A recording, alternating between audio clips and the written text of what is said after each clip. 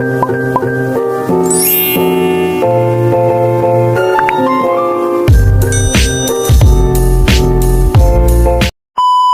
guys, Assalamualaikum warahmatullahi wabarakatuh. Perkenalkan, nama saya Rahma Selvia dengan NIM dari kelas. Yang terhormat Ibu Nikmatul Masruroh SHI MEI selaku dosen pengampu mata kuliah Ekonomi Mikro Islam, serta teman-teman sekalian yang sedang menonton video saya tentunya. Di sini saya akan menjelaskan materi-materi berikut ini. Materi yang pertama yaitu pengertian biaya produksi. Nah, biaya produksi ini adalah biaya yang mencakup semua hal yang dikeluarkan dari awal sampai akhir barang siap dijual ke konsumen.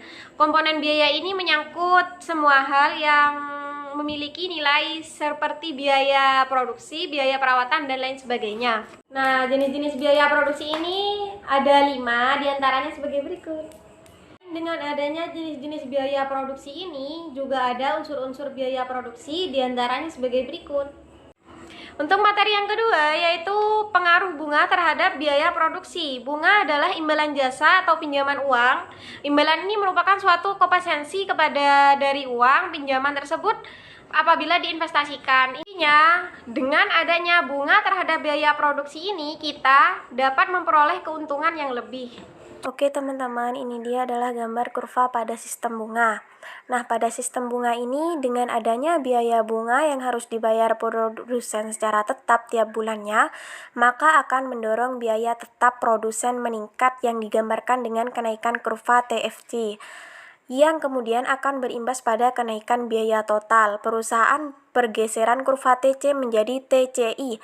Naiknya biaya total akan mendorong titik impas atau break even point bergeser dari titik Q dan menjadi QI.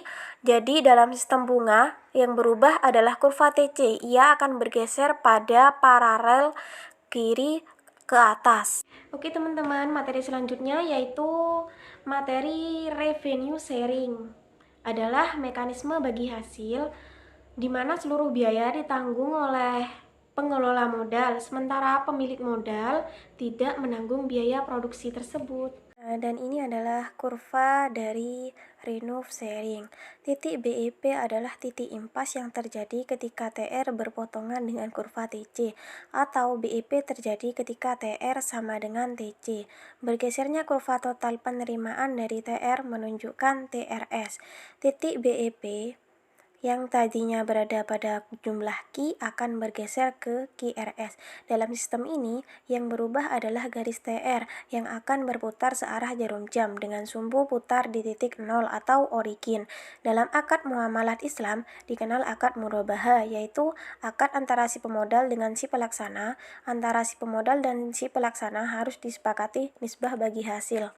Untuk materi yang selanjutnya yaitu pengaruh pajak terhadap penjualan. Pengenaan pajak penjualan atau pajak pertambahan nilai akan meningkatkan biaya total rata-rata. Hal ini akan berdampak pada laba. Dengan demikian, pengenaan pajak penjualan memberikan pengaruh terhadap 3 aspek ini. Yang pertama, turunnya total keuntungan dari laba 1 menjadi laba 2. Yang kedua, turunnya tingkatan keuntungan maksimal, dan yang terakhir, mengecilnya rentang skala produksi. Berikut adalah kurva pengaruh pajak penjualan terhadap keuntungan. Suatu produksi dikenakan pajak penjualan atau tambahan nilai sebesar 10% dari harga per unit. Ini akan meningkatkan biaya total rata-rata atau AC. Peningkatan AC merupakan langsungan akan meningkatkan biaya marginal atau MC. Apabila setelah dikenakan beban pajak, harga tetap pada tingkat semula, maka peningkatan biaya ini akan menurunkan keuntungan yang didapat per unit produk. Pajak penjualan yang dikenakan menyebabkan keuntungan yang didapat akan menurunkan dibandingkan dengan sebelum adanya pajak penjualan, yaitu dari laba 1 menjadi laba 2. Besarnya penurunan keuntungan tergantung kepada besar pajak penjualan yang dikenakan pada perusahaan. Yaitu pengaruh zakat perniagaan pada biaya produksi. Zakat menurut istilah agama Islam artinya kadar harta yang tertentu yang diberikan kepada yang berhak menerimanya dengan beberapa syarat. Syarat-syarat zakat diantaranya Islam, merdeka, memiliki sempurna sampai 1 nisab, sampai 1 tahun disimpan. Dan perusahaan, harta dari hasil perniagaan melalui perdagangan, industri, jasa, dan sejenisnya bila telah sampai pada nisabnya wajib pula dizakati. Nisab dari hasil perniagaan dikiaskan pada nisab emas, yaitu 85 gram sebesar 2,5% dizakatnya. Dan yang terakhir, sebuah perniagaan pada akhir tahun atau tutup buku telah memiliki harta kekayaan atau modal dan keuntungan senilai 85 gram, maka perniagaan itu telah wajib menzakati sebesar 2,5%. Hadis Rasulullah tentang perniagaan. Yang pertama, dari Samurah, Rasulullah Shallallahu Alaihi Wasallam memerintahkan kepada kami agar mengeluarkan zakat barang yang disediakan untuk dijual.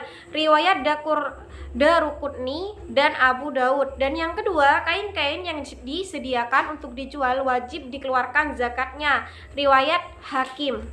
Oke teman-teman, mungkin begitu saja materi yang dapat saya sampaikan di video kali ini. Kurang lebihnya mohon maaf apabila ada kata-kata saya yang salah atau menyinggung perasaan teman-teman semuanya. Mohon maaf. Dan jangan lupa teman-teman, kalau ada yang ingin saran-saran atau komentar-komentar kalian, cukup taruh di komentar di bawah ini ya teman-teman. Jangan lupa like, comment, dan subscribe-nya. Sekian, terima kasih. Assalamualaikum warahmatullahi wabarakatuh.